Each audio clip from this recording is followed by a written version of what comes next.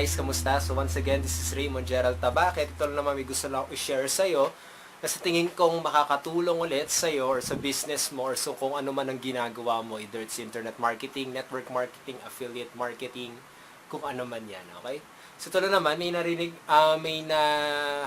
ba tawag dito? Kasi nakikinig ako ng audiobook, okay? Audiobook ni Tony Robbins, okay? Ito yung breakthroughs, okay? 3 elements of having a breakthrough. Okay, meron siyang sinabi dito na sa tingin ko napakalaking tulong. Kasi actually nangyari din to sa akin at dahil lang nga dito, okay, actually very very simple lang siya. Very, parang alam mo yun, mapapakamot ka sa ulo, napaka-simple lang talaga at paulit-ulit na siya. Pero ang masaklap lang nga dito, sobrang konti lang ang gumagawa talaga ng action na to or sobrang konti lang nakakaintindi nito, kaya marami ang nag-fail, okay? Yung konting nakakaintindi nito, ito yung mga nagsasucceed, ito yung mga nakakakuha ng first income, okay, ng first sale, okay, ng mga ganung mga bagay, okay? So ito, sinabi ni Tony Robbins sa kanya, okay? The thing that affects your life is your decisions, not conditions, okay? So it's decisions, okay, not conditions. Ano ba ibig sabihin na to? Parang ganito eh.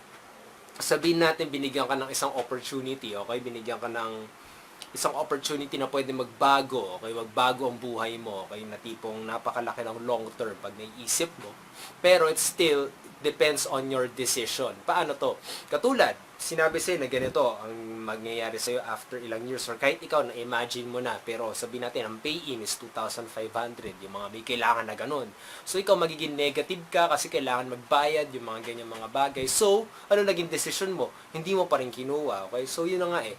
It's your decision, okay? May malay mo, sabi mo wala nga akong pera eh. Sa totoo lang, mapapaganong ka, diba? Siguro ba wala kang ang pera, okay? Pero wala ka nga ba talagang pera? Lalo na't kapag naiisip mo talaga is makakapagpabago ng buhay mo. Okay? Sabihin natin, binigyan kita ng strategy, binigyan kita ng isang method na pwede mong gamin sa business mo. Nasabi mo, baka hindi yung gumana sa akin, na-try mo na ba? Okay? Kaya yun eh. Actually, sabihin natin, tinry mo nga, wala namang gumana. Kano katagal mo tinry? Isang araw lang ba? Okay?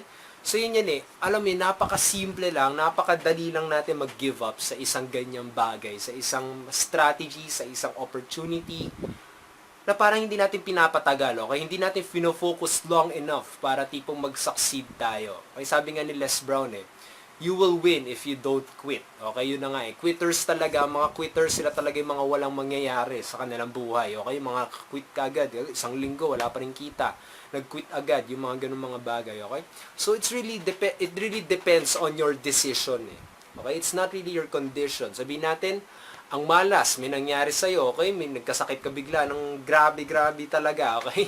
Sabihin natin, ganun mga bagay. Tapos, lagi ka nagde-decide na wala nang pag-asa. Sabihin natin, may nangyari sa inyo, wala nang pag-asa.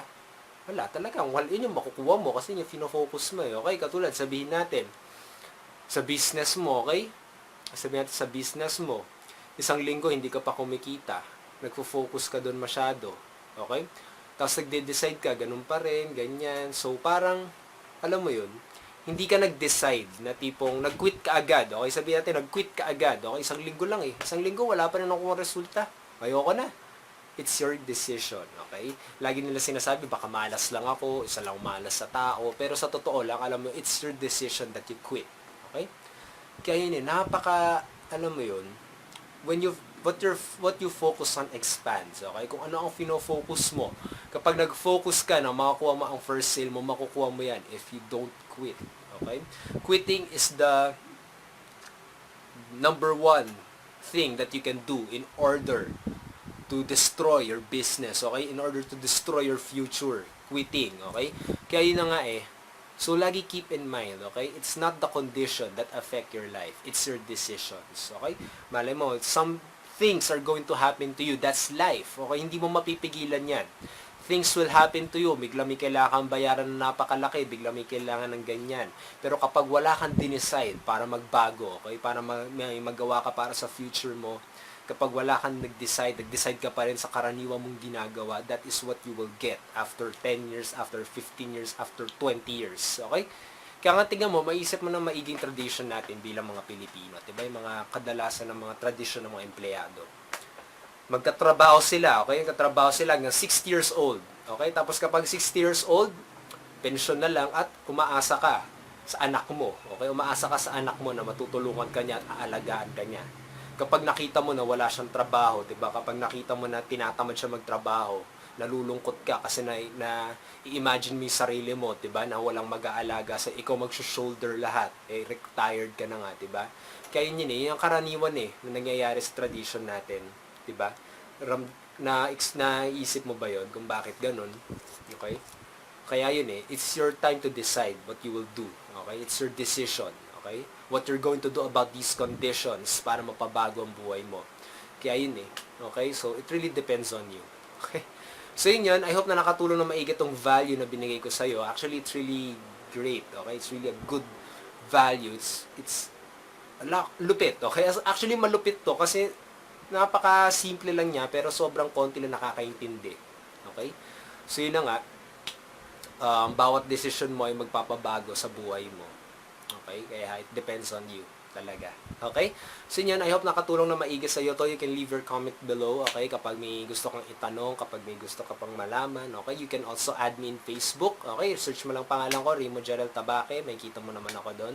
Kapag gusto mong magtulungan tayo, mag-usap tayo. Okay?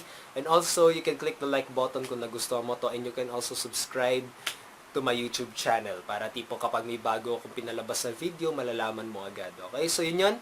I hope nakatulong na maigi talaga to. I hope na nakapagbigay ng value. Okay? Napakalupit talaga. Ayun lang. So decide. Okay? Decide right now what you think will be best for you in the near future. Okay? This is Remo Gerald Tabaque. Kita-kits na naman tayo in the next video vlog. So once again, have a great day. Have a good night. Keep on learning. Success will truly follow you. So bye for now. Have a great day. Bye.